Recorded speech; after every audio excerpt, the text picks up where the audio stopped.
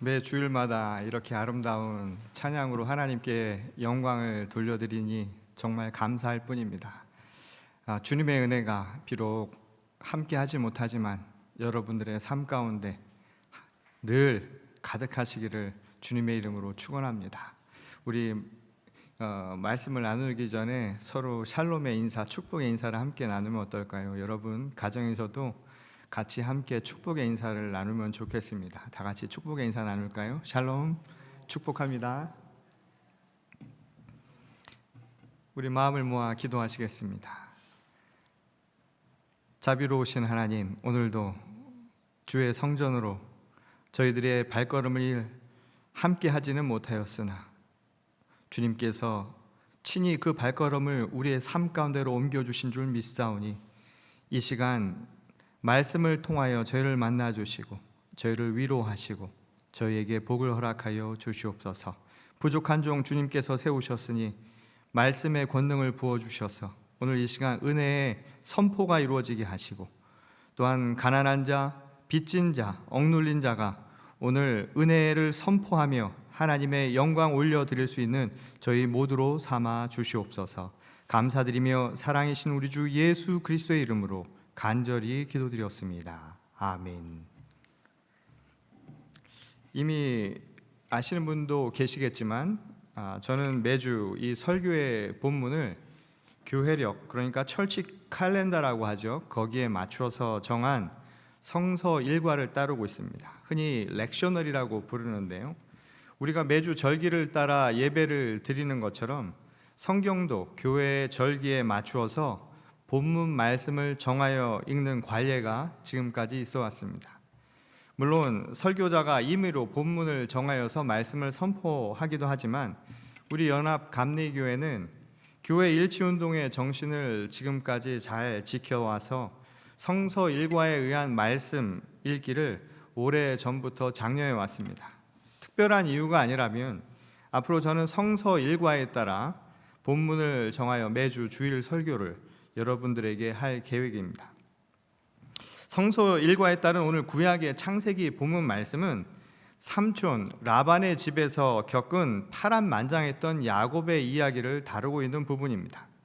야곱은 형 에서를 피해서 어머니인 리브가의 고향으로 향해 가지요. 외갓집으로 잠시 피신을 한 셈입니다. 물론 형과의 문제가 아니라 어머니의 조언대로 외가에 가서 좋은 혈통, 함께하는 혈족, 그 중에서 좋은 배우자를 찾고자 하는 목적도 있었습니다. 그런 점에서 오늘 본문의 내용은 이 목적과 아주 연관이 있는 에피소드라고 할 수 있는 말씀입니다. 야곱은 리브가의 오빠이자 자신의 외삼촌인 라반에게 가지요. 그곳에서 라반은 두 딸 레아와 그리고 라헬과 함께 양떼를 치며 살고 있었습니다. 그들과 함께 한 달 정도 야곱은 머물면서 아마도 라헬에게 사랑의 감정을 갖게 된 것으로 보입니다.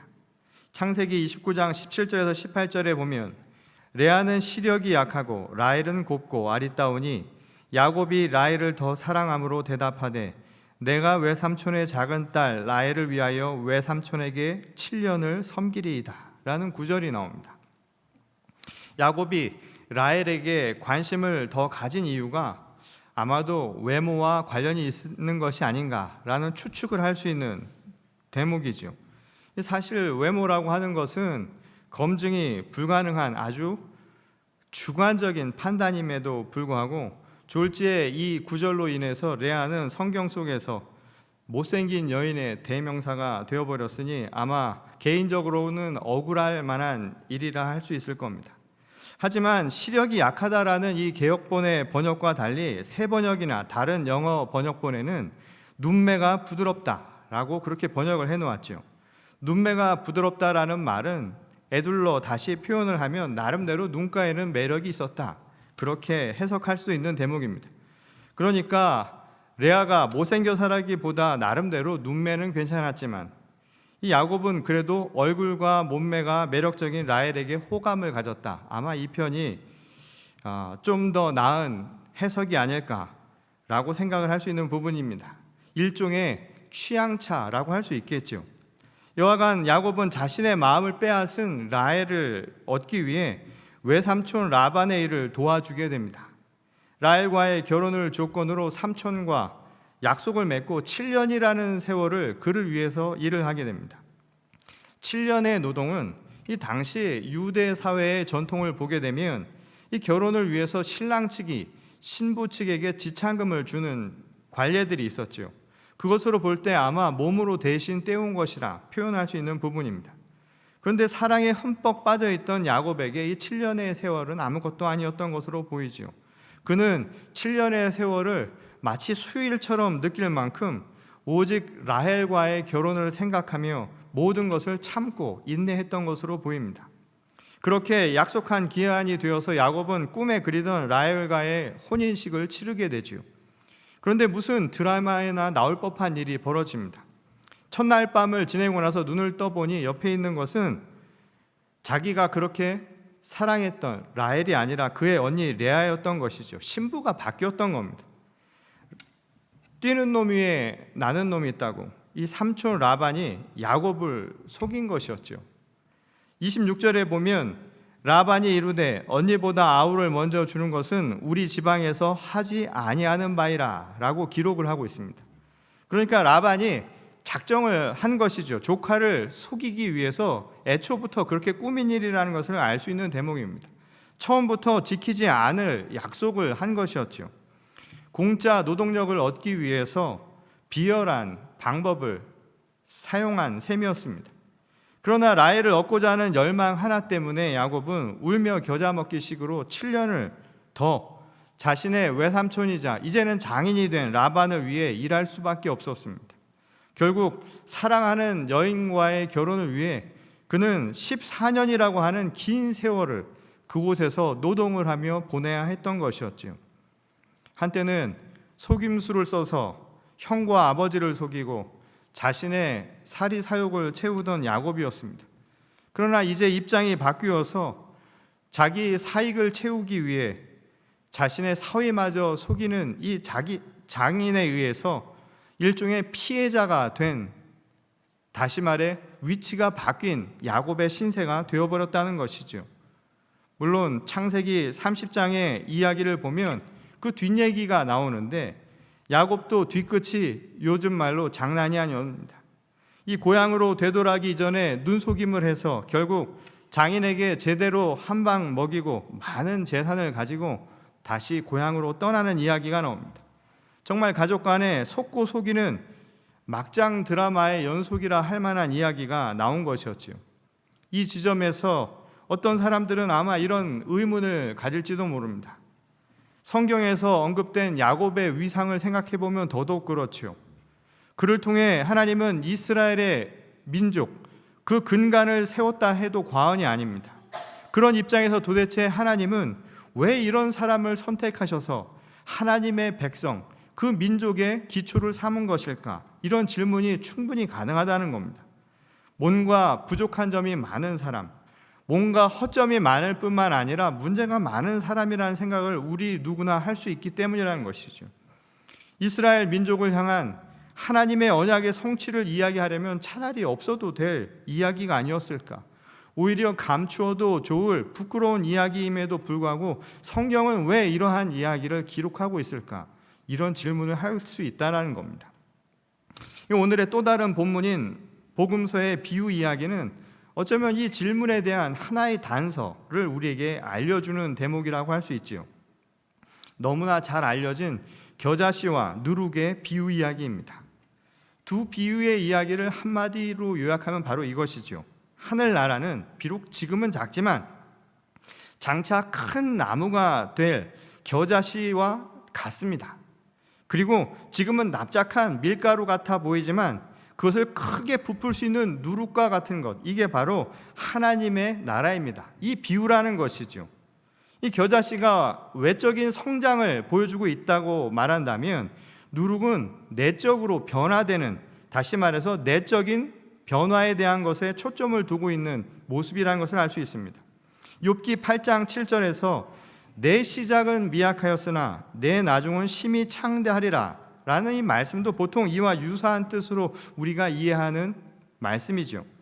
가장 밑바닥에서부터 일어나 성공적 삶에 이르는 이 스토리는 어쩌면 많은 사람들에게 카타르시스를 불러일으킬 만한 그런 이야기, 극적인 대목이라고 할 수 있습니다. 비유의 두 이야기나 욥기의 구절은 그러한 사람들의 욕구를 가장 잘 충족시켜주는 말씀이라고 할 수 있다는 것이죠. 작아서 잘 보이지도 않던 겨자씨가 자라나서 아름드리 큰 나무가 된다는 것, 작은 소량의 누룩으로도 밀가루를 부풀게 만든다라는 그 사실에 사람들은 영을광하고 마음을 빼앗기기 쉽다라는 겁니다. 그래서 은연 중에 하나님의 나라를 사람들은 마치 바라는 욕망이 다 이루어지는 세상, 그런 세상이라고 착각을 하기도 한다는 거예요. 문제는 사람들이 이상적으로 생각하는 그 지점은 예수께서 이 비유를 통해서 말씀하고자 했던 그 본래 의도와는 상당히 거리가 있을 수 있다는 점입니다. 이 사람들은 매우 현실적인 관점에서 생각하려는 경향이 있지요. 예컨대 가난에서 벗어나서 잘 먹고 잘 사는 세상이 이루어지는 것처럼 현실적인 욕구가 충족이 되는 것, 그것을 우리는 이상적인 세상으로 생각한다라는 겁니다. 물론 틀린 이야기는 아니지요. 근데 문제는 잘 먹고 잘 산다라고 하는 것의 경계가 우리들에게는 불분명하다라는 거예요. 점점 바라는 것들, 다시 말해서 우리의 욕망만 커져가기 마련이라는 겁니다. 그러니까 비유를 통해서 하나님 나라가 확장되어야 하는데도 불구하고 우리들은 실제로는 욕망만 커져간다라는 겁니다. 그렇게 하나님의 나라를 또 생각을 한다라는 거예요. 잘 먹고 잘 사는 것으로는 대개 사람들은 만족을 하지 못하기 때문이라는 겁니다. 무엇을 남보다 더 잘 먹을 수 있는가를 사람들은 생각한다는 게요. 그게 바로 우리의 현실이라는 겁니다. 흔히 비교하는 것이죠. 그러니 우리는 절대적으로 만족하기 어려운 존재라는 거예요. 언제나 그래서 불만족 속에서 살아갈 수밖에 없다는 겁니다. 왜냐하면 만족이라고 하는 경계가 있는 것이 아니라 끊임없이 남과의 비교를 통해서 얻게 되기 때문이라는 거예요. 그래서 지금 아무리 비싸고 근사한 옷을 입고 왔더라도요, 교회에 들어오는 순간 누가 그 옷이랑 똑같은 옷을 입었다라고 한다면 그 다음부터는 입기 싫은 게 사람의 마음이라는 겁니다. 그런 점에서 겨자씨와 누룩을 이 비유로 천국, 하나님의 나라를 이야기하고자 한 예수님의 의도는 사람들이 생각한 것과는, 또 사람들이 이상적이라고 생각했던 그 해석과는 다를 수 있다는 것을 우리가 생각해 볼 수 있다는 겁니다. 실제로 겨자씨나 누룩이라고 예수께서 비유하신 이 비유의 대상은 실제 당시의 맥락을 생각을 해볼 때 천국의 비유와는 잘 어울리지 않는다라는 여러 주장이 있습니다. 예를 들어서 겨자씨는 비유에서 이야기하듯 그렇게 큰 나무로 자라나는 게 아니라는 거예요. 실제로 팔레스타인 지역에서 자라나는 나무는, 겨자씨는 그렇게 크게 자라나는 나무가 결코 아니라는 거예요. 말하자면 큰 풀 정도로밖에는 자라날 수 없다는 거예요. 게다가 겨자는 쓸모가 많은 식물인 것은 분명하지만 일반적으로 당시 사회에서 밭에서는 일종의 잡초처럼 여겼다는 거예요. 당시 사회 문화적인 상황을 감안해 볼 때 유대 사람들이 생각하는 천국의 개념이요, 하나님의 나라라고 하는 것은 바실레이아, 곧 제국을 의미하는 것이었죠. 그러니까 바실레이아 토데오라고 하는 헬라 말은 하나님의 나라, 천국이라고 하는 것은 그들의 이미지는 로마 제국처럼 큰 제국을 상상을 했다는 거예요. 그러니 그런 이미지를 생각해 보건대 예수께서 그것을 분명히 아시고 겨자씨, 겨자나무를 그 비유로 삼기는 어려웠을 것이다 라는 이야기입니다. 다시 말해서 어울리는 비유가 아니었다는 거예요. 어쩌면 이것은 단순히 작은 것에서 큰 것을 이야기하려는 비유의 의도가 아닐 수도 있다는 것을 추론하게 해주는 대목이라는 겁니다. 마찬가지로 누룩도 이 천국을 비유하기에는 뭔가 부적절한 구석이 많다는 거예요. 사실 누룩은 당시 유대 사회에서 부정적인 의미로 아주 많이 사용되었다고 합니다. 예를 들어서 사체가 부패하면 부풀어 오르잖아요. 그걸 생각하면서 사람들은 죄를 생각했다는 거예요. 우리가 사도 바울의 고백처럼 이 죄의 삭은 사망이죠. 결국 누룩이라고 하는 것은 그처럼 부풀리는 성격, 그래서 매우 부정적인 이미지를 사람들에게 주곤 했다는 겁니다. 오늘 본문에서도 누룩을 여인이 가루 서말 속에 넣었다라고 그렇게 기록을 하고 있는데, 실제 원문을 보면 헬라어로 엔크립토라는 단어를 썼어요. 그 말은 뭐냐면 몰래는 거예요. 그러니까 은밀하게 넣었다라는 의미입니다. 이것도 사실은 천국을 이처럼 은밀하게 남들 모르게 살짝 넣었다라고 하는 이 이야기가 부정적인 이미지를 가져다 준다라는 거죠. 천국을 이런 식으로 생각했다는 것, 예수께서 이렇게 비유했다라는 것이 사실상 당시 이 말을 듣고 있는 유대 사람들에게는 놀라움을 안겨줄 수 있는 대목이었다는 것이죠. 부풀려 원래보다 확장시키는 누룩의 성격은 이해가 가지만 부정적인 의미가 강한 누룩을 굳이 천국을 비유하는 데 사용하신 이유를 그것만 가지고는 뭔가 부족하다는 생각을 지울 수 없다라는 거예요. 그런 점에서 오늘 본문 말씀에서 다룬 서로 다른 세 가지 이야기죠. 말하자면 이 이야기 가운데는 하나의 공통점이 나타난다는 거예요. 속고 속임을 당한 야곱의 이야기, 잡초나 다름없이 여겨졌던 겨자씨의 비유, 그리고 당시로는 부정적인, 그래서 은밀한 것으로 여겨졌던 누룩의 비유가 뭔가 공통점을 갖고 있다는 거예요. 그리고 그 공통점을 통해서 하나님은 우리에게 공통된 한 가지의 교훈, 메시지를 전하고 있었다는 것이죠. 그것이 과연 무엇이었을까요? 제가 그 이야기를 하기 위해서 여러분들에게 먼저 몇 장의 사진을 보여드리려고 합니다. 이 첫 번째 사진은 충청도 서산에 있는 계심사라고 하는 곳의 사찰이죠. 벽면 모습입니다. 이 재미있는 부분이 여러분 보이지 않으십니까? 이 벽과 지붕을 받치고 있는 나무를 한번 자세히 보십시오. 나무가 휘어져 있죠. 말하자면 휜 나무를 사용해서 이 사찰을 지은 거예요. 이 두 번째 사진은 같은 사찰에 종이 있는데요, 이 범종각이라고 하는 곳인데 이 종을 둘러싸고 있는 하나의 외곽입니다. 이것도 기둥을 보시면 네 기둥이 다 휘어져 있죠. 휜 나무를 사용해서 기둥을 삼은 겁니다.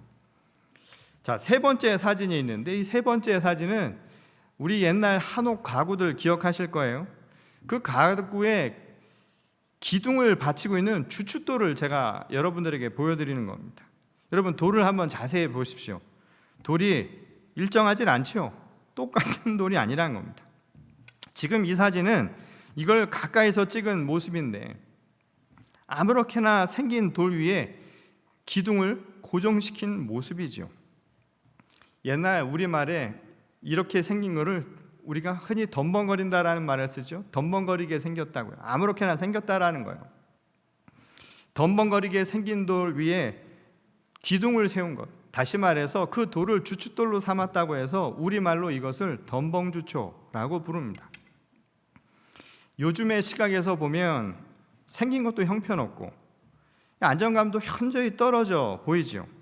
그럼에도 불구하고 옛날 우리 전통 건축물에 이런 돌이나 이런 나무를 사용한 것은 그 이유가 있다라는 거예요. 휜 나무나 주초처럼 가공되지 않은 있는 그대로의 것을 사용하는 데에는 모든 사물들, 이 자연 속에 있는 모든 것들은 다 나름대로의 쓸모와 가치가 있다라고 하는 우리 선조들의 생각이 반영된 것이라고 할 수 있습니다. 저는 한편으로 오늘 우리가 읽은 야곱의 이야기를 통해서 이 야곱의 인생살이가 평탄치 않은 마치 휜나무와 같다라는 생각을 해보았습니다. 좌충우돌하며 이곳저곳을 떠돌아다니는 그의 삶의 여정은 곧게 길이 난 것처럼 평탄한 것과는 너무나 거리가 먼 삶이었지요. 그렇다고 그의 인간관계도 원만했다고 보기 어렵습니다. 너무나 많은 애증 관계로 복잡하게 얽혀있는 삶을 살았지요. 그의 자식들 때에도 그런 어려움들이 나타났습니다. 그가 애지중지 사랑하던 그 아들마저도 자식들 간의 질투와 질시로 인해서 멀리 떠나보내야 하는 아픔을 겪기도 했던 야곱입니다. 결코 평탄하다고 말하기 어려운, 어쩌면 휜 나무와 같은 그런 인생을 보냈던 것이었지요.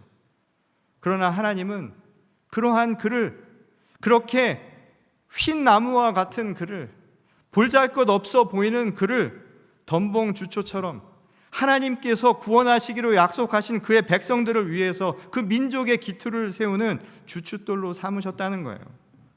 그의 있는 그대로의 모습을 받아서 말이죠. 겨자씨나 누룩의 비유도 조금만 시선을 달리 바꾸어서 보면 전혀 다른 이야기를 우리가 발견하게 됩니다. 예수님 시대의 유대 사회는 전 인구의 80% 이상이 다 가난한 사람이었어요. 다 소외된 일반 백성들, 오늘날로 말하자면 다 비슷비슷한 서민들이었다 이 말인 거예요. 그러나 현실적으로는 그들은 그 존재 가치를 인정받지 못하는 사람들이었죠. 마치 마태복음 25장 40절에 나오는 말씀과 비슷하다 이 말인 겁니다.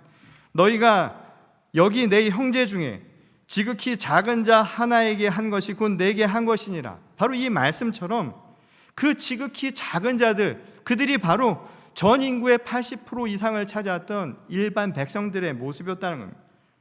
예수님의 눈에 보였던 겨자씨와 누룩과 같은 존재는 다름 아닌 바로 그들이 아니었을까요?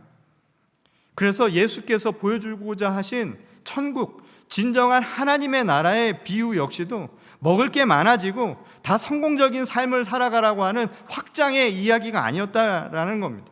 어쩌면 그런 세상을 이야기한 것이 아니라 지극히 보잘것없는 사람들, 그러나 그들이 인정받는 세상, 그들이 소중한 사람이 될 수 있는 바로 그런 세상, 감히 그때는 생각도 하지 못하는 그런 놀라운 세상, 이게 정말 예수께서 의도하신 하나님의 나라 아니었을까요?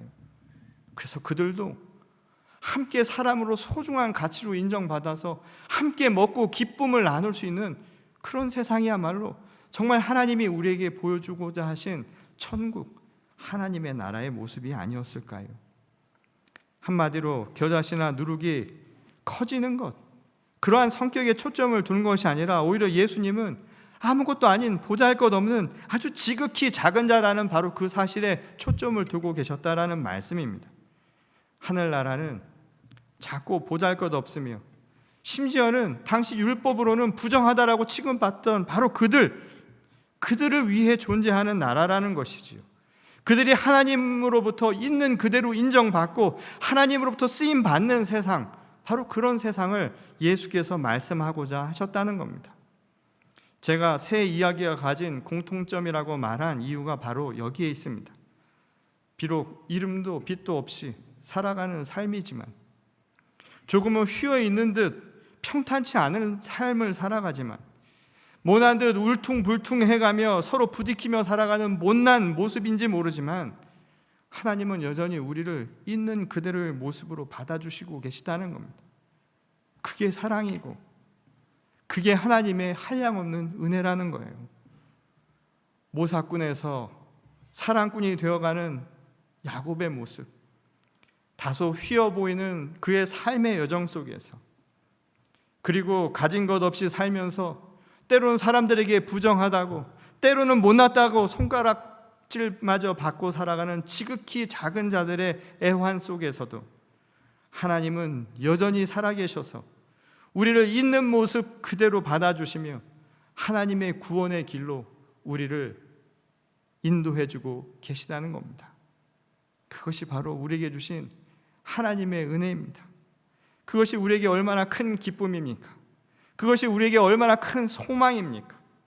한없이 나약하고 한없이 부족한 나를 이 모습 이대로 사랑하시는 하나님이 내 옆에 아직도 살아계시고 아직도 나를 지키시고 나를 위로하시고 나를 인도하신다는 그 말씀이 오늘 나에게 얼마나 큰 위로와 힘이 되는지 모릅니다. 그분이 나와 함께하고 계시다라는 그 사실만으로도 그래서 오늘 내가 행복할 수 있는 겁니다. 그래서 내가 오늘 비록 휘어져 보이고 생긴 것 정말 부족해 보인지 모르지만 그럼에도 불구하고 오늘 감사할 수 있는 것이죠. 그것이 바로 하나님께서 우리를 부르신 이유가 아닐까요? 오늘 이 믿음을 안고 오늘 우리에게 주어진 삶을 살아가는 저와 여러분 모두가 될 수 있기를 바랍니다. 이 어려운 시기, 이 힘든 시기, 또 지나간 세월, 광야를 지나듯 이민 생활을 하며 이 어려운 시기를 마치 흰 나무처럼 살았던 여러분들에게 비록 가진 것 없고 울퉁불퉁하며 일정하지 않은 삶을 살았던 덤벙주초 같은 우리들에게 그럼에도 불구하고 하나님은 우리 각자를 하나님의 자녀로 삼아주셔서 하나님의 은혜 가운데 하나님의 위로와 자비로 우리를 채우시고 하나님의 나라를 함께 만들어 가신다는 그 약속을 우리에게 주셨으니 그 얼마나 기쁜 일입니까? 오늘 이 희망이 여러분의 삶에 작은 위로가 될 수 있기를 소원합니다. 이 어려운 시기 눈물로 또 외로움으로 또 육신의 아픔으로 고통받는 여러분들 가운데 이 말씀이 함께하기를 원합니다. 여러분 하나님의 은총으로 늘 함께하시기를 주님의 이름으로 간절히 축원합니다. 우리 다 같이 기도하시겠습니다. 저희를 긍휼히 여기시기를 원합니다. 자비로우신 하나님의 은총을 이 시간 저희 모두에게 허락하여 주시옵소서.